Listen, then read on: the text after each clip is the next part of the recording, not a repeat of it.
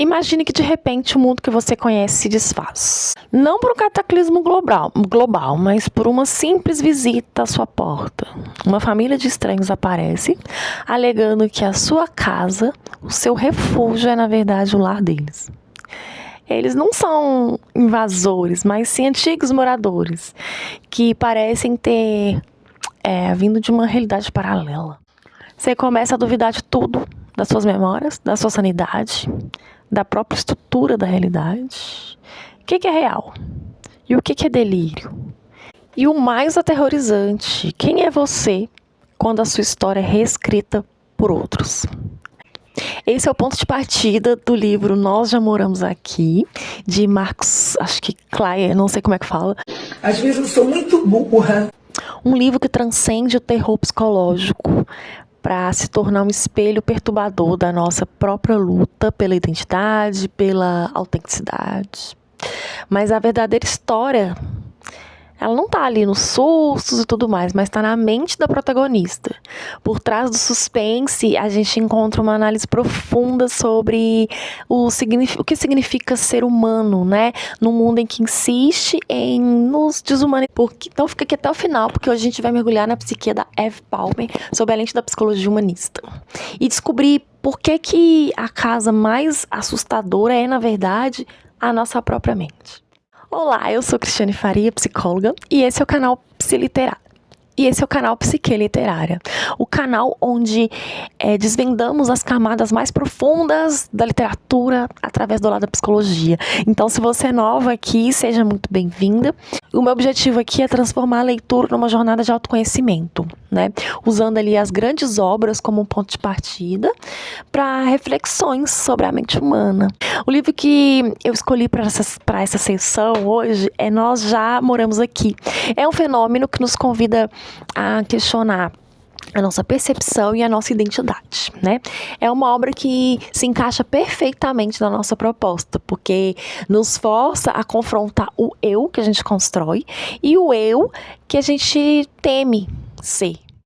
A história nos apresenta Eve Palmer, uma mulher que, junto com a sua namorada Charlie, acaba de se mudar para uma casa isolada nas montanhas, né? Elas estão buscando ali um novo começo. A casa é antiga e cheia de peculiaridades, né?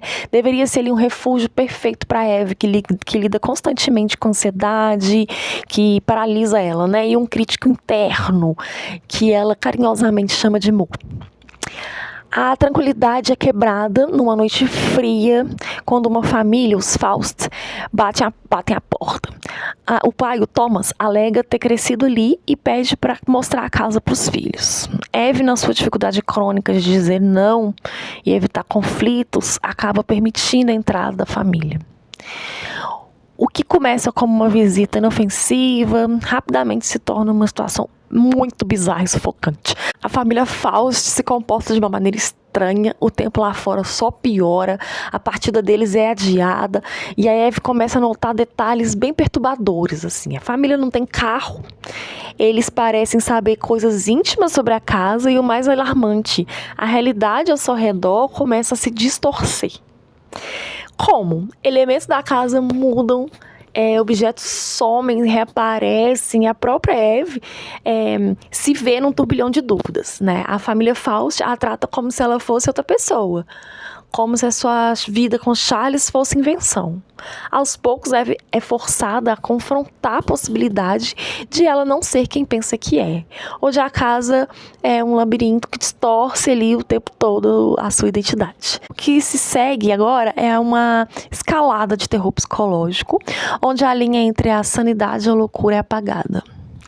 E a verdadeira batalha da Eve é para manter a sua identidade intacta. E será, hein?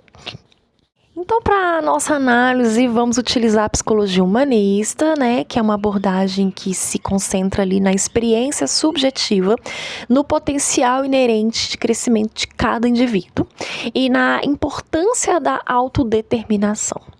Nomes como Carl Rogers, Abraham Maslow, a gente falava só Maslow na faculdade.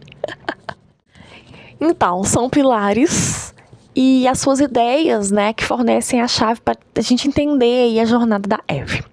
Então, assim, a teoria mais famosa de Maslow é a hierarquia das necessidades. Calma, não vai ter muito termo técnico não, tá? É só pra... isso aí vai ajudar a nomear o colapso na vida da Eve, né? A autorrealização, o topo da pirâmide, ela só pode ser alcançada quando as necessidades básicas são satisfeitas. E essas necessidades básicas são necessidades fisiológicas e necessidade de segurança, né? A casa que deveria ser um porto seguro é o primeiro ponto de ataque, né? A invasão dos falsos destrói a sensação de segurança da Eve, né? A ameaça não é apenas física, né? Mas existencial, que é quando a realidade se torna fluida e a necessidade básica de um ambiente estável e previsível, ela é, aniquilada. Então, a luta de Eve para trancar as portas, para manter a família Fausto de lá de fora, é a manifestação literal da sua luta para restaurar a segurança básica. Outra necessidade, né, básica é o amor e pertencimento. O relacionamento da Eve com a Charlie é o seu principal ponto de ancoragem. A Charlie representa ali a aceitação incondicional que Carl Rogers nos traz, né? O amor que permite ser vulnerável. Então, quando a família Faust começa a questionar a existência da Charlie ou a reescrever a história do casal, essa necessidade de pertencimento de Eve, ela é brutalmente atacada, né? A dúvida sobre a realidade de Charlie na verdade, dúvidas sobre a validade do seu próprio eu no mundo. Mais pra frente aí da pirâmide temos a necessidade de estima, né? Eve é caracterizada por baixa autoestima, né? Manifestada ali na sua dificuldade de impor limites e no seu medo de decepcionar. Então, a família Faust, ao tratar a Eve como Emma, a irmã instável ali do pai da família, mina completamente sua autoestima, né? Porque eles despojam da sua identidade, da sua história e da sua sanidade também, forçando ela a um papel que ela não reconhece ali. E aí a única maneira que a Eve se reerguer é através de um ato de autodefinição, né? Que é reafirmar quem ela é, mesmo que o mundo inteiro diga o contrário. E aí o Carl Rogers, ele postula, né, ele traz que a saúde mental é um estado de congruência, onde o eu real, que é quem eu sou, e o eu ideal, que é quem eu gostaria de ser, estão em harmonia, e onde a nossa experiência corresponde à nossa autoimagem.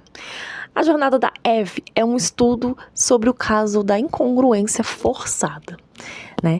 Quer dizer, é o self fragmentado. E ela vive um estado de incongruência, ou seja, de desencontro, desde o início, né? Manifestada ali pela ansiedade dela e pelo aquele eu crítico, que ela chama de Mo, que é a personagem, que é a personificação da condição de valor internalizada, né? A voz que diz que ela só é aceitável se for perfeita, se não causar conflito, se agradar a todo mundo, né? E assim, essa personagem, ela já tem a autoimagem frágil, né? Desde o começo.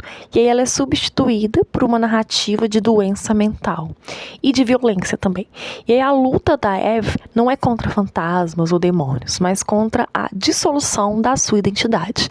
Ela precisa lutar para que o seu eu real, né, a Eve, namorada da Charlie, compradora da casa, não seja engolida pelo eu imposto, que é a Emma, a irmã louca. E a casa em que nós moramos aqui é um símbolo central da psique da Eve. A casa ali como self, ou seja, a casa isolada é um espaço psicológico da Eve. É onde ela esperava se curar e se autorrealizar. O fato da casa ser um labirinto que dobra por si mesmo, né, com passagens secretas, realidades alternativas, reflete a complexidade e as áreas não resolvidas da mente da personagem, né? O porão em particular é o seu inconsciente, o lugar dos medos reprimidos, dos traumas de infância, né? O autor traz também uma dúvida existencial e o efeito Mandela. O conceito de efeito Mandela é a ideia de que a realidade pode ser uma construção coletiva ali e falha. Então, na perspectiva humanista, isso é a externalização da dúvida existencial, né? Então, quer dizer, se a realidade é negociável, o que resta? A única coisa que resta é a experiência subjetiva da personagem Eve. Então o livro sugere que a única verdade que importa é a que a Eve constrói e sustenta. E a sua percepção torna ali sua única arma. Eu acredito que a verdade objetiva, ela se torna irrelevante, né? O que importa é a liberdade que a Eve escolher, o seu significado, né? Ela escolhe a vida, o amor, a sanidade, mesmo que essa escolha exija uma fé inabalável, a sua própria experiência subjetiva. Então esse livro, ele lembra que a saúde mental não é a ausência do caos, mas a capacidade de escolher o nosso caminho através dele, apesar dele, tá? Me conta aqui nos comentários se você já leu esse livro, está interessada a ler. E se inscreva no canal, deixe seu like. Até o próximo.